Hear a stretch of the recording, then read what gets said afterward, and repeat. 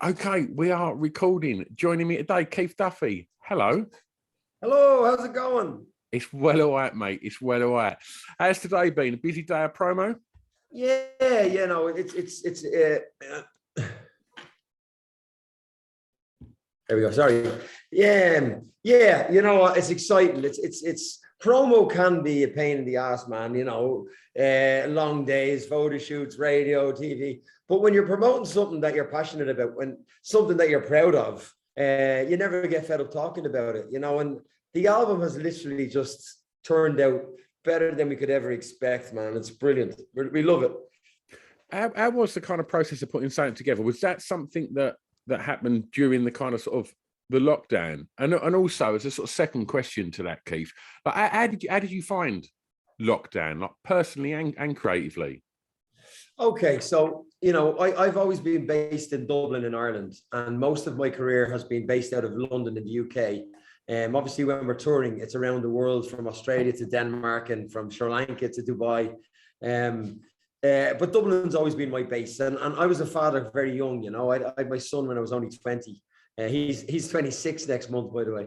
And my family base was Dublin, so I spent a great deal of time away from my family. Right through the 90s and then into the noughties, and I ended up living in Manchester then because I did Coronation Street on and off for 10 years.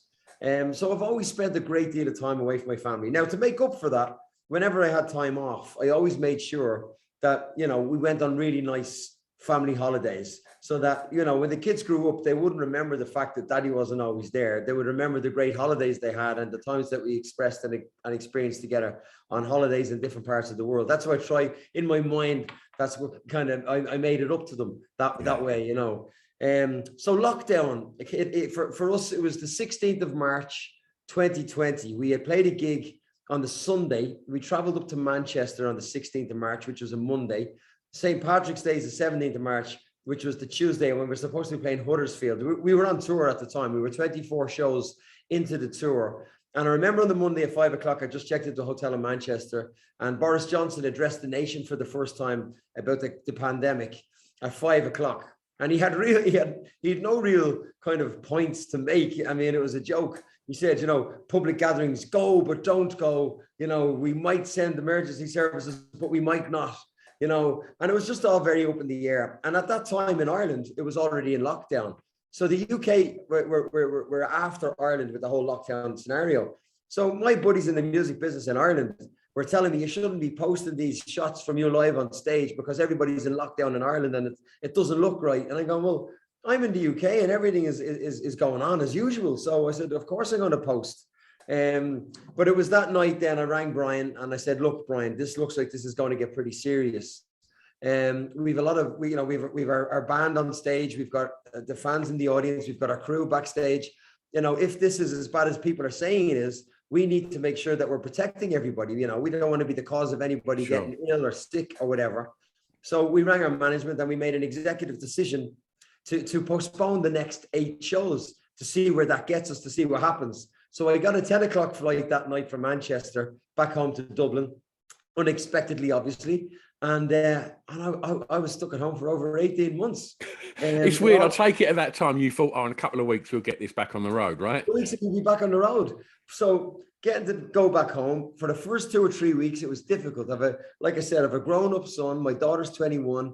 They have their own life, their own routine in the house. I come in, I'm kind of like a novelty because I get home maybe 3 or 4 days every 2 weeks, and I'm a novelty for those days that I'm home. And then they go back to their routine again. My son is kind of like the man of the house. And all of a sudden I'm home and I'm not going anywhere. So it was difficult to settle in for the first few weeks. And we had to find how we were with each other. And it could have went either way.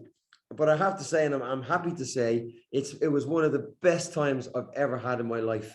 To get that undivided time with my family that I never would have had, that I never would have taken that kind of time off work.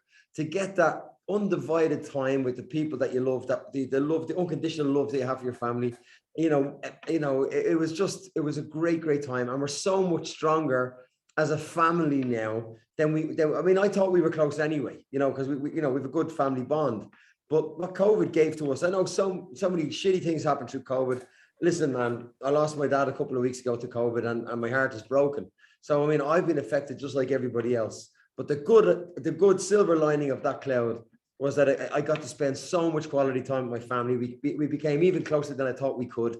And now when I'm back on the road with Brian and we're out doing promo like today, you know, I have this warmth in my heart, and I know that my family are there and they're okay, and we're good, you know. So I think a lot of families experience that. A lot of families got the opportunity to spend time with people they love that they wouldn't ordinarily get to spend that amount of time with, you know. Absolutely, absolutely. And the nature of this podcast, I speak to so many, you know, working actors and musicians all the time, and they've all pretty much like for like just said, look, we had no choice, and it was just and almost you know, taking nothing away from the severity of what has happened, like, but we never get to put the brakes on and spend that sort of time with our families, and they've all literally echoed what you've said, Keith, and it is just like, well, look, this is the world's stopped turning for a while. Let's make the best of it that we can. And I think we've all had to do that in whatever way, shape or form. You know, when it's thrust upon you that you're not allowed out, it's like, right, well, let's enjoy what we've got. And I think that's been definitely a positive that's come out of, you know, a shitty time. Well, let's talk more positively about the things that are always an absolute joy, and that's music. And Keith, I want you to tell me, please, we're going to start your playlist now. For track one, what you think is the song with the greatest ever intro? Well, it's a very difficult question, man, because I'm a huge lover of music. So I kind of decided on this note to kind of go, when I hear the start of the song on the radio, or if it comes on a playlist, it just brings me back to a time of happiness, you know, no mortgages, no bills, free single life as a teenager, going to a disco, having a slow dance, having an old kiss or a snog with some girl that you fancy. And the intro of this song brings that memory back to me. You know, it's amazing how a song can transport you back to a place, to a smell, to, you know, to a positive place and a memory. And a song that does that for me was the Waterboys. I Saw the Hole of the Moon. Oh, what a tune. What a tune. I'll tell you what, Keith, if you get a chance, I only heard it about 2 weeks ago. The Killers covered it at like a big festival. Oh, and they knocked it out of the park as well. Yeah, it's an absolute blinder. That's an incredible record, Hole of the Moon. No one's ever chose that. I've done 370 episodes of this now, and no one's ever mentioned the Waterboy. So that's a welcome addition to the I mean, pod. I could have been very predictable and said Sweet Child of Mine or something like that, you know? That's what Brian McFadden said. He's sitting beside me. How many times did you get Sweet Child of Mine? We've had it 4 times. It smells like Teen Spirit Nirvana. Teen Spirit has happened. I had Butch Vig on, who produced Teen Spirit, and even he chose Teen Spirit. Very good. So in regards to songwriting, I've seen you've been working with on the new record, and certainly intros comes into this question. Like, how much, like, when, you know, when you and Brian was doing sort of Westlife and Boyzone, you know, back in the day, the way that young people were consuming their music's far different to how people are consuming music now. You know, we live in a very fast-moving kind of environment now where kids' thumbs are swiping so rapidly now when they get their music. Like, with that in mind, like, when you're creating music and, you know, you obviously want to get that music heard by as many people as possible, where do you draw the line in, and how much attention do you pay to trends on, like, getting, you know, that song started straight away, like chopping all the fat off it? Do you, you know, getting on these Spotify playlists and getting on TikTok, or, you know, do you try to, how do you get that balance right of not compromising the song and the art? And honestly, you know what I mean? We're from a different era, man. So a lot of that stuff we don't even understand. We rely a great deal on our management team and, you know, our social media team to do that for us, because, you know, I mean, I have to get my kids to show me how to send emails sometimes, man. I'm computer literate. You know, I've never had a Facebook account. I know Boys Life does, but I personally have never had a Facebook account. Yeah. I have got an Instagram account and I have a Twitter account. I could barely use them. I kind of know how to navigate myself through them. But the whole social media, TikTok, I've no idea. So we really have to rely on a young management team that we have to be able to keep us up on point with all that stuff. You know, we do what we love to do, which is sing and perform the songs that we love, you know. And Boys Life, Brian and I, we started off doing the hits of Boyzone and Westlife. I mean, we've over 20 UK #1 songs between us, so it's easy putting a set list together. But obviously, we have a love for music. Brian is a singer and a songwriter. You know, he can't be just locked up in a room and told to perform Boyzone and Westlife songs. He has to have the creativity, the ability to be able to lose his mind with a guitar and a piano and go out and create new sounds and new music. And he's decided to kind of share that with me. And we've decided as Boys Life to share it with the people. So, you know, with the writing of this album, we knew we wanted to find a sound of Boys Life that wasn't Brian McFadden, that wasn't Westlife, that wasn't Boyzone, a Boys Life's own sound. We're a huge, the 80s and the 90s were huge, early 90s and 80s were a huge influence on both Brian and I. You know, not even ballads, but those power songs like Bon Jovi and Bryan Adams and Whitesnake and Poison and, you know, grown men with perms at the time were rock stars, you know. Really, they were the boy bands of the day, you know what I mean? But they had a much kind of harder image, I suppose. Yeah. But we thought it was a hard image until we look back now and going, what kind of man grows his hair long and dyes it blonde and gets a perm? You know, how did we think that was tough at the time? But it's those big ballads, those guitar solos, you know, those moments when you have to slow sit with a girl, like I said earlier. Yeah, mate. That we wanted to try and recreate and find a sound of our own that had influence from that. And I think we really nailed it. You know, we worked in the studio with a new, young, vibrant producer, Jackson, who really tried to help us find the sound that we explained to him, the synthesizers, everything. And he did an amazing job. You know, the album really gels well together. It's got that one sound. Every song bleeds to the next song. It's not different genres all mixed up on one album. The album has a specific sound, a sound of Boys Life. And like you said, you want to get it out there. You want people to hear it. You want people to, you know, you want people's feedback. It's hard to not like these songs. If you've got a heart, if you've been in love, if you've got dreams, you know, it's hard not to like these songs. A lot of the music of today, the teenagers today, the early 20s of today, it's rap and reggae or it's dance music. It's kind of mixed music with a vocalist coming in on top, which is lovely. But they don't have those songs of the 80s that tell a story about being in love and having your heart broken. And, you know, you think the song was written for you, you know, and that was great about growing up. That's what I said earlier on. When you hear those songs like the Waterboys, it brings you back. It transports you back to that moment, that happy time when you had no bills and no mortgage and no wife and no kids. You know what I mean? Well, you no stresses in life. You know? Well, that's with that in mind. I'm going to take you back then, because for track 2, I'm going to ask you to tell me the first song you remember hearing that had an emotional impact on you, please, Keith. Yeah, this was quite an easy one for me, because it's a song that you know had a huge emotional impact on me for various reasons, which I'll tell you. But it's Coldplay, "Fix You," and I've a beautiful daughter. She's 21, and when she was about 18 months old, she was diagnosed with autism, and I didn't even know what autism was, to be honest with you, back then. So I had a great deal of learning to do.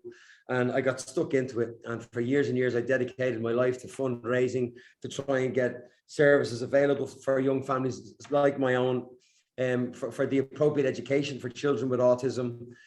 We campaigned, we did all sorts of charitable fundraisers, golfing events.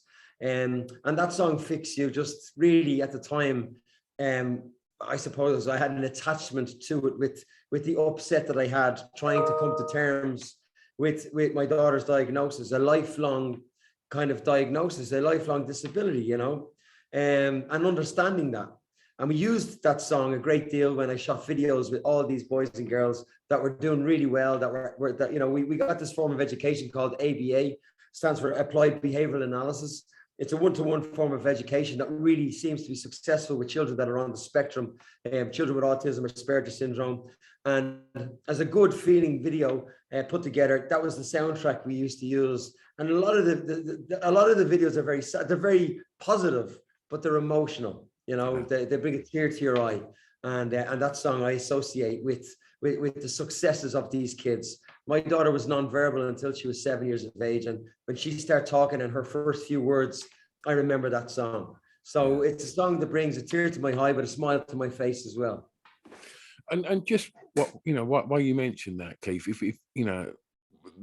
we have a varied listenership on this podcast, and if anybody happens to be in a situation where they're having, thoughts as to, what's going on within members of their family, and should there be, how far on that spectrum are their children, what charities would you suggest are worth exploring? Should this, what you've just said, sort of strike a chord with anyone? Okay, well, the most important thing in any family with a child that might be on the spectrum, or you think the child might be on the spectrum, is number one, keep the child happy as you can. Try and keep a smile on the child's face, first and foremost, because, you could go crazy making phone calls, ringing around, getting on Google and trying to find out information. And a lot of the time, it can just feel like it's doom and gloom. The good part is there are people out there that can help. There's various autism charities in the UK. I've worked with a lot of them. There's a charity in Ireland called As I Am, and the website is asiam.ie. And I work with them, and they've just set up helplines for families that might be worried about their children, and they can ring that number and get the advice they need. I think the most important thing always, though, is to have an assessment done. If you're concerned about your child, that they're not performing the way that you think they should, and there might be some sort of a kind of an issue or a problem, well, then seek professional help.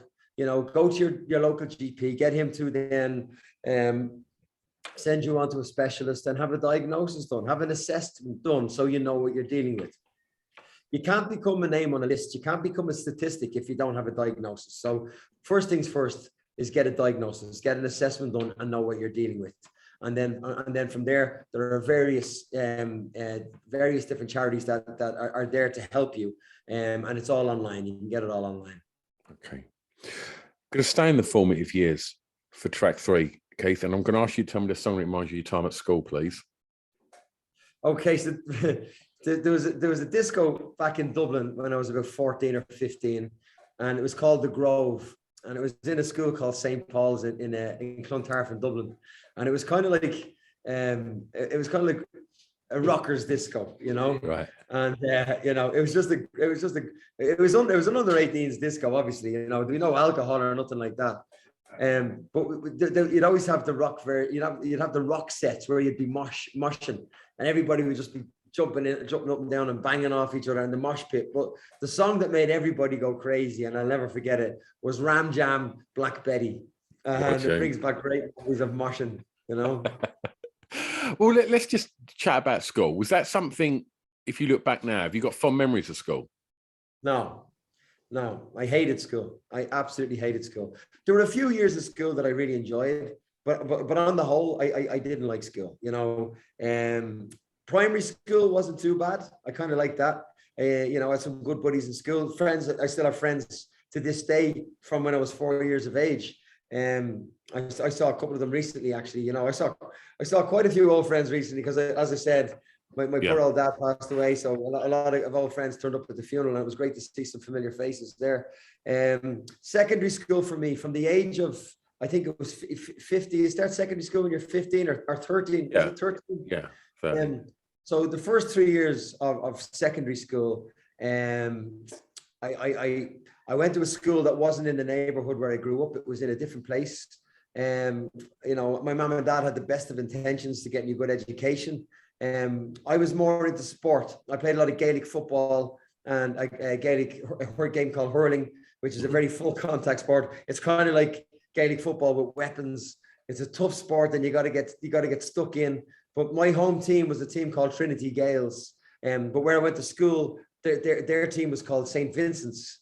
And they would be big rivals of where I come from. And the area I come from probably was a little poorer, let's say, than St. Vincent's. So it would be fair to say I got kind of bullied in school from the ages of 13 to 15 to 16. I don't mean physically, because I was involved in contact sports. I was fine with that. But it was mental torture. It was mental bullying. It was always being casted away from the main group of people. I was casted aside. I wasn't involved. I wasn't involved in a lot of stuff. And I felt that, and that's a kind of a mental torture, a mental bullying that stayed with me for years. It made me doubt myself for a long, long time. For years and years after, I had an adverse effect on me. It made me insecure. And then I left that school because of that. I said to my dad, look, I'm not liked there. I'm bullied. There was lies spread against me in that school that upset me. Just childish stuff, to be honest. But it has an effect on you when you're a kid and you're trying to find who you are when you're going through adolescence and you're growing up. So I left that school. And I went and I did my leaving cert, what we call the leaving cert. I think it's like your A levels in the UK. I went to another school and I met a whole new bunch of guys, and they were all from different areas. And I had the best 2 years of my life in that school. But I mean, it was the best 2 years of my life, but it wasn't because of the school. The guys I went to school were great fun. And to be honest, if the sun was shining, we'd walk straight by the front door of the school, down to the pool hall or down to the park. So, academically, I didn't kind of get involved too much at school. I kind of regret that now, because I would have liked it to be a bit better read going into the business. But I think I've caught up on whatever academics I was short of. I think I've caught up on them by now, through life experience and reading and whatever. But I suppose, like I say, those 3 years in a Christian Brothers school in Dublin was possibly the worst 3 years of my schooling life. What was you thinking? What did you want to be when you was at school? I don't really know, man. I loved entertaining. I loved being an extrovert. I loved doing amateur dramatics. I loved being on stage. Was you confident in that? Sorry? Was you confident in that? I was confident in that. I played the side drum in a marching band, and I loved the kit. I had a kit at home. I worked through the summer one year, and I had to pay emergency tax on the money I earned. And at the end of the summer, you got your emergency tax back. I think it was about 500 or 600 quid, which is a huge amount of money. Yeah, for like a 15, 16-year-old. And I bought a second-hand Pearl Export kit with Zildjian cymbals. And we lived in a small little kind of semi-detached house. And out the back, I had one of these kind of wooden garden sheds. And I put egg cartons all around it to soundproof it. And I had no electricity or nothing. And I stuck in my drum kit. And you'd open the garden shed, I'd have to climb under the floor, Tom, to get up onto my seat. And I had candles on both sides that I'd like because there's no electricity. And I'd go in to practice about 3 or 4 in the afternoon when I got home from school. I'd have 3 sweatshirts on because it was freezing. But once I was into the third or fourth song, I'd be down to the bare chest and sweating, Love it.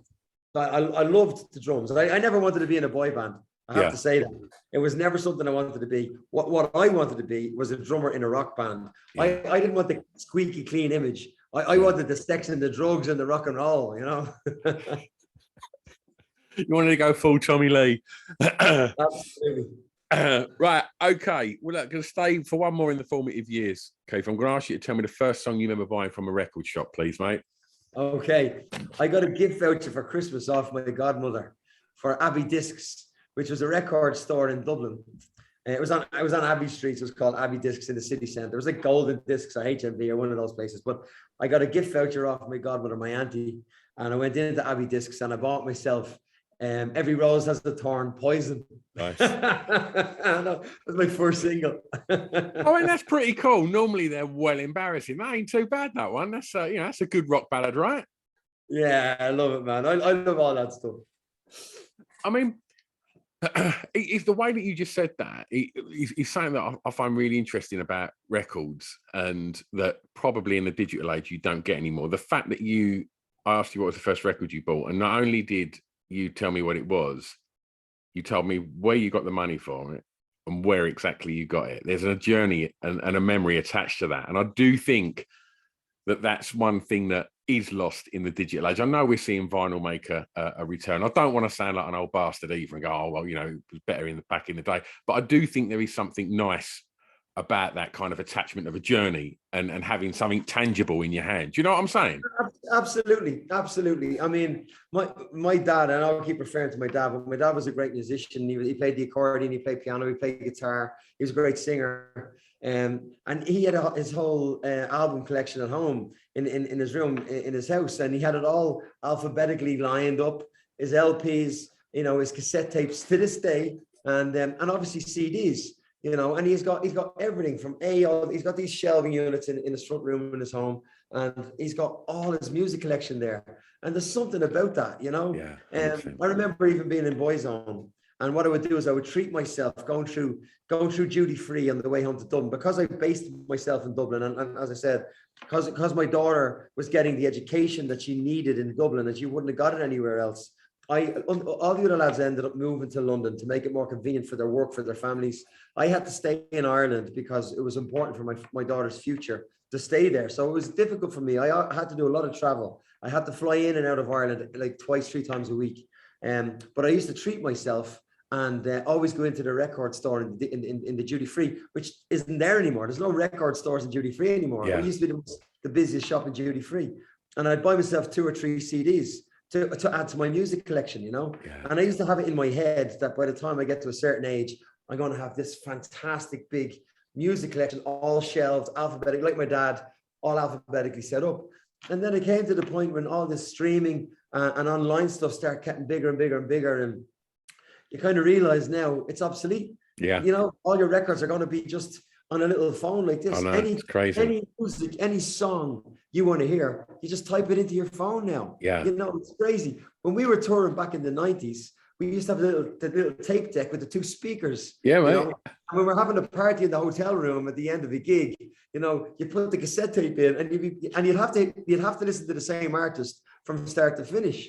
Yeah. Now when you're having a party, you've got the Bluetooth speaker going, you got the phone linked up to it, and you're going from artist to artist. Yeah. Whatever you want to hear, whatever request you take from whoever's at the party, you can put the song on, which is brilliant. It's amazing. Yeah. But for the artist who's trying to make a living out of it, it's very difficult. I mean, 90% of the revenue of the music business is gone now. If you want to make money, if you want to pay your bills, you got to sell tickets, you got to perform live. Yeah. That's the way it is. Can you remember the first time you saw a Boyzone record in a record shop? Yeah, I mean, I was talking about this earlier on. I remember the first time hearing Boyzone on the radio, and it's like, wow, you're getting into the car and you're on the radio. I mean, is that the first sign of success? Is that what success is? Yeah. But going into, obviously back in those days, we would do big signing sessions in HMV and Virgin, whatever. And they were crazy. The police would come out. I remember one time in a place called Henry Street in Dublin, it was the biggest signing session that they'd ever seen. There was thousands of kids, and it's a pedestrian street. So there's thousands of kids outside, and there's like 35-foot windows, glass windows. And there was fear that the window was going to come in. The window was like bending in and stuff. And it was like, wow, we have to call off the whole signing because somebody's going to get hurt. But walking into the store and just seeing the way the merchandising stand that's put up because it's the first day of release of a song or an album, and they've just got, the posters and then all your CDs all racked up. And, it's at the time it's surreal. At the time, you don't really know how to feel. It's exciting. Looking back on it now, it's a great memory, and the artists of today will never understand that. They'll never appreciate that. The big artists of today, like Adele and Ed Sheeran and these kind of guys, back in the 90s, it was so much more exciting. There wasn't the streaming chart. There wasn't you didn't have Apple Music, you didn't have Spotify, you didn't have streaming. You went to a shop, they had a barcode, it went on the Gallup machine, and every time you bought a single, the Gallup would count. And then you had one chart at the end of the week. You had a show at 7:00 on Thursday night on BBC One called Top of the Pops, and when you went number 1, it was brilliant. You were the last person to perform just before EastEnders. And they go, and this week, Top of the Pops is Boyzone, and from growing up in Dublin, watching Top of the Pops, watching the kids in the audience right beside the artist. I remember thinking, imagine being in the audience, being that close to your hero or your idol, whoever it was performing at the time. And then kind of, transporting yourself from that memory to standing on the stage on Top of the Pops, singing a song. It's quite surreal, and, the chart, there was one chart. There was just one chart. So you knew who Top of the Pops was. You knew who was at the top of the British charts. Yeah. Now it's like the radio charts, the Spotify charts, the download charts, the streaming charts. You don't know where you are. Yeah. And people don't listen to albums anymore. They just pick their favorite songs off the album and listen to their favorite song. Nobody starts an album at the start and listens to it all the way through anymore. Yeah. You don't have to. They just pick what they want. So, maybe I sound like an old fart, but no, but there's, I totally agree. You know, to look at a Joshua Tree, you wouldn't just cherry pick tracks off of Joshua. That's meant to be listened to as a body of work, right? You're meant to listen to that as a piece of art or as a body of work. Do you know what I mean? That works as a long. You know, right now you can press shuffle. You can listen to the whole album, but you can press shuffle so it doesn't play in order. Yeah, an album was put together specifically by the artist because they wanted you to listen to one song after the other. You know, journey, right? If I listen to the Joshua Tree now and the songs are mixed up, I go mad. You know what I mean? I know what to expect when it's coming. I know when Sunday Bloody Sunday's coming in. I know when the Streets of No Name is coming in. I know Pride in the Name of Love. I know when that's coming in. You know. One of the things that I'm always fascinated by Top of the Pops, because it's such an institution, you know, and you saying that, you know, you would just watch it religiously. We'd all religiously watch Top of the Pops week in, week out. It was where because you didn't have YouTube, you couldn't see pop stars anywhere. You'd only see them perform on Top of the Pops or on a couple of kids' TV shows. So it was this like epicenter of your week would be like, right, I'm going to watch Top of the Pops. So everyone would be talking about it at school the next day. So what I want to ask is you sort of touched upon the surrealness of going on there. And I always ask, you know, musicians this question. And when you find yourself in the Top of the Pop studio, like, and to this day, do you still ever get, like, you know, you've been hugely successful in everything you've done. Do you ever get or still get imposter syndrome? There are moments where you think, fuck, am I here? Like, this is mental. Man, that moment when you have to pinch yourself, it's like a deja vu situation. It's kind of like, you know, you're afraid you're going to wake up and it wasn't real. Yeah. You know, I mean, we do class ourselves extremely lucky and we're very appreciative of what we've experienced.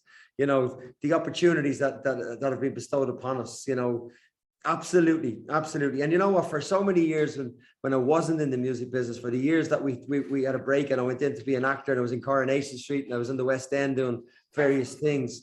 And I was talking about my music career as a very distant memory, you know, but to have got all that back again with the reunion of Boyzone, to experience it all over again in 2008, 2009, you know, up until we lost Stephen Gately, God rest him. I mean, it was amazing. All the mates that are friends that I met post Boyzone in the 90s, explaining to them what I did, you know, for a living, flying over on Pavarotti's private jet to Modena to perform a duet with Pavarotti, you know, to sing We Are the World with Joe Cocker and Lionel Richie and Gloria Estefan and Ricky Martin. You know, we were in a band, we did all that, and then it was gone. And it was all a memory. And I never thought we'd ever get it back. I thought it would only ever be talking about memories. But then when Boyzone got back together in 2008, and I got to experience it all over again, this time around, we really appreciated it. Yeah. We kept our eyes wide open. We didn't want to miss a trick. We wanted to soak it all up and make sure that we really, really appreciate it this time. Don't take a thing for granted because we're blessed to be given that opportunity. So cut from that to what Brian and I do now. We started off just doing an autobiographical show where we were trying to tell our fans, small audiences, and we were trying to tell our fans what life was like coming from a working class background in Dublin to being catapulted into superstardom, traveling around the world, trying to deal with that, trying to deal with family, trying to understand fame, understanding that your fame just doesn't have an effect on you. Your fame has an effect on your mum and your dad and your brothers. You know, they still live in their ordinary life back home in Dublin while you're jet setting all over the place. You know, you're getting the rewards of your work, but other people are paying the penance of it because their anonymity is gone. So there's an awful lot of sacrifice for other people when you go into this world, and then for the person that's in it, there's so many rewards, and you don't want to not do it anymore. Yeah. We love what we do. So for what Brian and I have achieved through doing the autobiographical show, and that's organically grown into us being recording artists together. And now our first self-penned album is coming out this May. As you know, the first single, Born For You, was out Friday. So, I mean, even when we're not touring, we're gigging all the time, right? Yeah. And we don't turn work down. We just don't, because we love it. So we do weddings in Indonesia. We just got booked to do a wedding. You know, we do bar mitzvahs. You know, we do all we get invited to the PGA golf, and they have these big black tie balls on a Thursday night before the golf weekend, and we get invited to perform at the black tie functions for the gala for the professional golfers in South Africa and Abu Dhabi and Dubai. So we get to perform all over the place, and we love what we do, and every day is different. So to get to our age now, I mean, I'm really 50 now, and I'm in a boy band, you know. Right, well, I've got a few more tracks that I want to squeeze in, Keith. And for track 5, the song that soundtrack your year's clubbing. And I mean, did you get to club, or did you literally straight into the band? No, absolutely. Back in the early 90s, Boyzone kind of got together in 93. But from 91, 92, 93, 94, 95, there was a place in Dublin called the Pod, P-O-D, Place of Dance. And it was the first real kind of nightclub. It was like the Ministry of Sound in London. In fact, the guy, God rest his soul, he was actually Boyzone's manager with Louis Walsh, a guy called John Reynolds. Unfortunately, he's passed away since. John Reynolds served his time as the manager of the Ministry of Sound in London. And when he got to know what he got to know, he brought it over to Dublin, and he opened up a similar type of vibe in Dublin called the Pod, Place of Dance. And it was the first place that wasn't a disco. It wasn't, it was a club where you had a DJ mixing sounds and people dancing, people going in their best John Richmond gear, people getting all dressed up, going in. There was a huge gay community mixing with a heterosexual community. And it was the first club in Dublin where everybody was partying together. There was no violence. There was no fights outside. There wasn't a lot of drink taken. You know, there was other things taken in those days, you know, like the Hacienda in Manchester. Yeah. And I was very much into the club scene when Boyzone was first starting off, and I loved my club nights out. Most weekends Boyzone would be gigging, so I'd miss it. But we sometimes we get back to Dublin by 2 a.m, and there'd be still a club going on somewhere. So the Boyzone bus would drop me off in the city centre, and I've been with my missus forever. So wherever she was clubbing, I'd just go and find her. Yeah. And we'd end up clubbing till 5 a.m, and then possibly going back to a house party that would probably go on till 10 o'clock in the morning. But I loved my clubbing days, and I loved it because it was harmony. There was peace with people. There wasn't any arguments or fights. People were all on the same like-minded level. And it was enjoyable. You didn't have to fear for trouble. I mean, nowadays I fear for my son going out. I fear for the kids of today. There's so much trouble on the streets. There's so much violence and stabbings and stuff that you read in the press is horrendous. I mean, I remember back there, it was tranquil. It was safe, you know. But the song that brings me back, that shadows me back there, it was Tony DeBart. If I can't have you. Yeah, what a tune. What a tune. And there were so many mixes of that song over the years, you know. Yeah, love it. But I'm going to take you home for track 6, Keith. A favourite song from an artist from your home county, please. Well, it has to be U2, doesn't it, man? U2, with or without you. Oh, man, what a tune. What an intro. Man, honest to God. I love U2. I'm a huge fan, and you know, it's ironic because I don't want to be their friends because I want them to be my idol. But we got to know U2 obviously over the years, and Bono and the boys were very, very good to us. I don't know if you remember the Sweetest Thing video. Of course, you're in the video, aren't you? The Sweetest Thing video, and Larry Mullen was my hero. I told you earlier I was a marching drummer in a band, and I had my kit. Larry Mullen was my hero. I knew every U2 drum beat, like Sunday Bloody Sunday, you know, such a profound drum beat, you know. I knew it all. I mean, that's all I practiced. And I know Larry quite well. And has he aged yet? He hasn't aged in about 50 years. Nah, he looks great. He still looks brand new. It's crazy, man. He's in 60. He's still the coolest man I know. He looks amazing.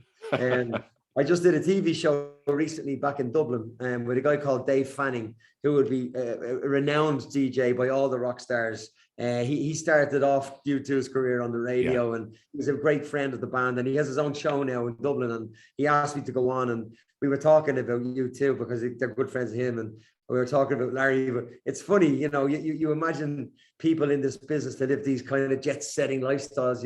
You don't realize that, you know, the COVID was something that kind of made everybody realize we're all at home. We've all got kids. You know, we live an ordinary life. You know, you know, when COVID, we all were living ordinary lives. at home with our family, we realized what having a garden was like again, you know. But Larry texted me, he saw the show. I mean, I was on an Irish station, he saw the show, and I was bigging him up, and he just texted me to go, thanks for your kind words. It never gets old, you know. Just so grounded, down to earth, like just a grounded, down to earth superstar, you know. I mean, that's got to be, you know, a pinch me moment, hasn't it? Work like meeting you too, like being, you know, growing up listening to a band and then being arguably probably they are still the biggest band in the world. Like what, you know, what was that first meeting like when you walk in a room and there's like, I mean, I find it unfathomable. I'm sure you've been in rooms with some of the most famous people on the planet, but walking in the room and there's fucking Bono and the Edge standing there, like, and obviously, and your favorite drummer, like, how did that Take feel? away any nervousness that you might have. You know, they just speak to you like me and you are speaking now. So they take away all that nervous energy that might be in the room. They put you at ease immediately, you know, and then they have a chat and they know what you've been doing. You know, they say things to you that you can't believe they've seen. You know, you can't believe, you know that. Like I remember being side stage at a Robbie Williams gig in Slane Castle back in Ireland. Great venue, super venue. Some of the greatest concerts of all time have been in Slane Castle.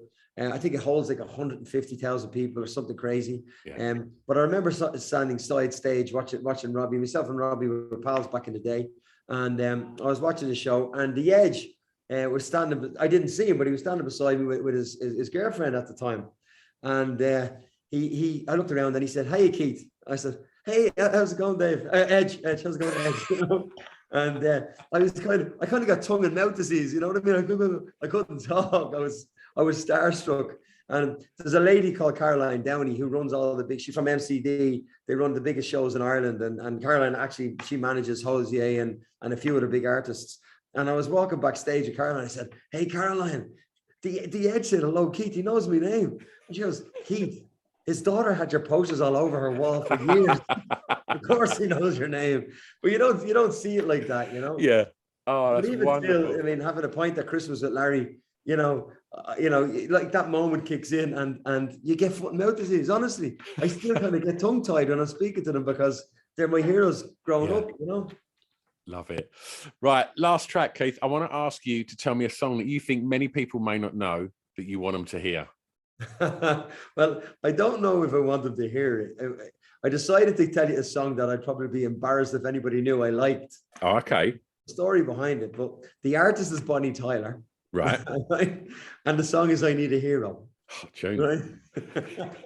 And I'll tell you why, okay? When we were growing up, my dad's record collection was out of bounds, okay? You know, he took his music very seriously, and unless you knew how to handle like a vinyl properly, you weren't allowed to touch it. And I had this old mahogany turntable in my bedroom that I shared with my younger brother.